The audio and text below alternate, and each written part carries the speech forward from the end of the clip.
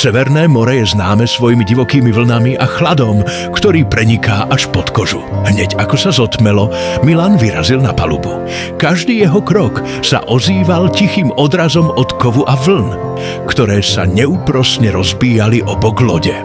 Pod jeho nohami spočívali stovky vrakov, tichých svedkov dávnych bitiek.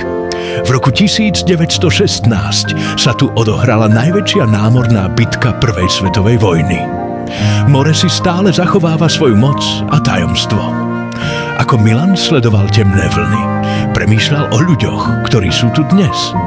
Bojujú sami so sebou, aby zvládli hodinu aerobiku, aby sa na raňajkách neprejedli, aby zdvihli činku a nezaspali na balkóne lode. Inak by im ušli všetky tie nádherné výhľady.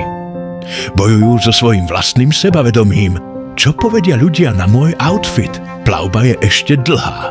A kým sa Milan dostane za polárny kruh, jediná vec, ktorá mu zostáva, je čakanie.